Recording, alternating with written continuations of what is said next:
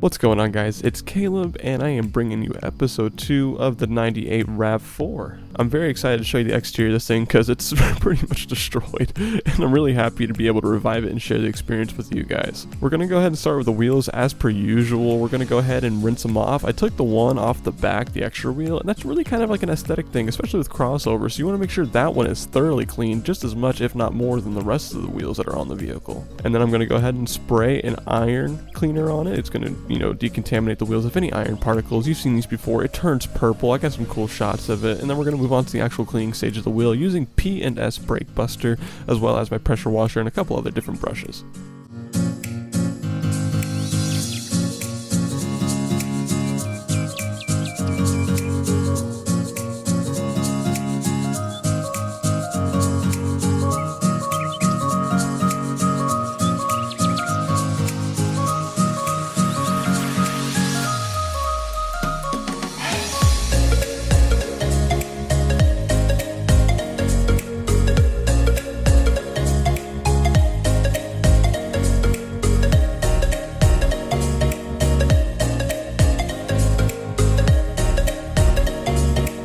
As you can see here, there's a lot of purple on these wheels, which means they are heavily contaminated with iron. That's why we use this sort of cleaner on some really dirty wheels whenever we detail the wheels to make sure that it's scrubbed clean.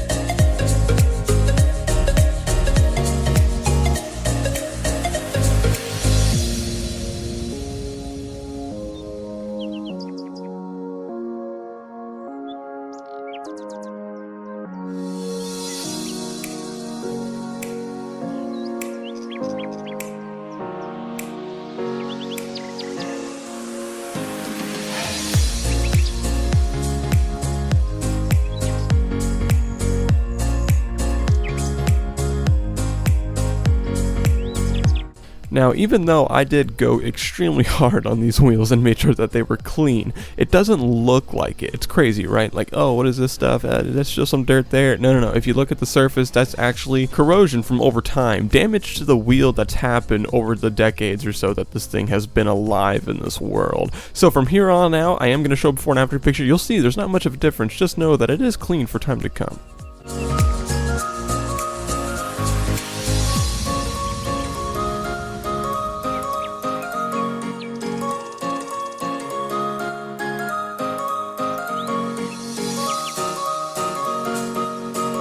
Now, before I move into the washing part of the vehicle detail, what I'm going to focus on here is spraying on my super clean degreaser, diluted 4:1. This is really going to help break down all the lingering dirt and debris and everything that's on the surface of the vehicle, so that way when I go into the pre-rinse stage, everything comes off and it gives me kind of a clean slate in order to do the hand washing. Because if I go in there and do a hand washing with the way it is now, or even especially with the foam cannon, all that dirt's going to be in between my washing applicator as well as the paint, and it's going to be acting as an abrasive towards the clear coat, and you really don't want that.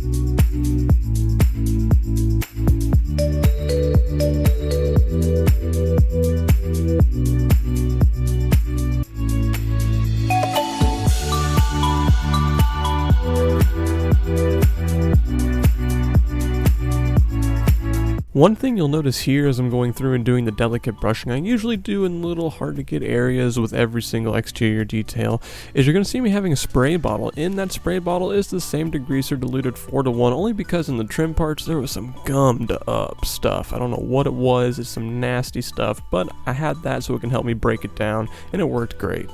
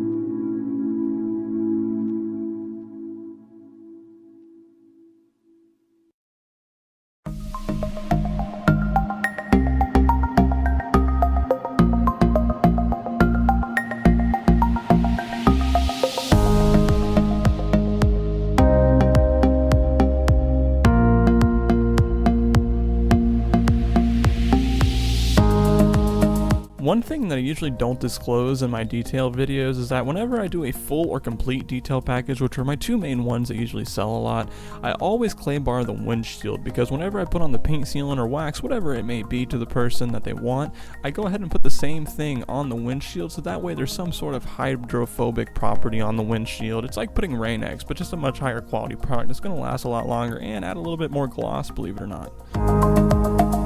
As I do with every detail, I'm going to dry the car with a premium microfiber towel. This one in particular is going to be a very big waffle weave tower 3070 mix from the RAG company. And I also have a Meguiar's lubricant. It's usually used for clay whenever you go to clay bar a car so you can mechanically decontaminate it, but in this case I'm using it as a drying aid so that way there's some sort of lubrication in between the surface of the vehicle as well as my hand with the microfiber towel to cut back on any marring or scratching that can possibly happen to the vehicle.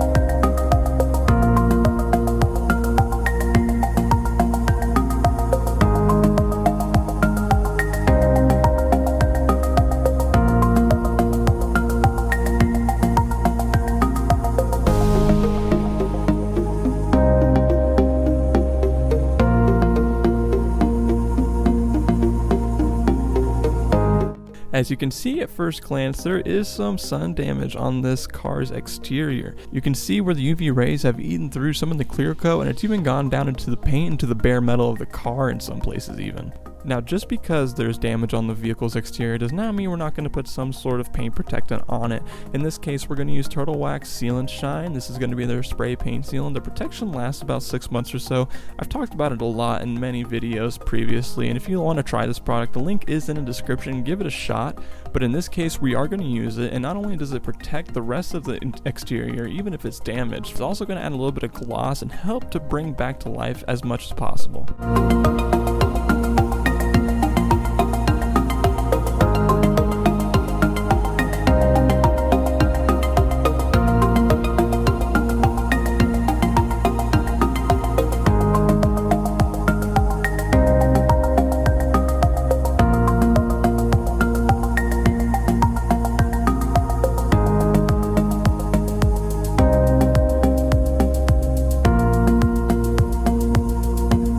So to wrap things up, we're going to use Chemical Guys VRP as our tire dressing to not only make the tires look good, but to also protect them. As you saw on the trim, I did use Chemical Guys VRP on that too, and man, did it revive that trim. It looks like it just came back from factory. I love seeing transitions like that, especially before and afters like you guys saw. The difference that it makes is just remarkable. So if you guys enjoyed this video, this was more of an episode series kind of thing. If you like that better than the 40-minute long one video setting, go ahead and let me know down in the comments.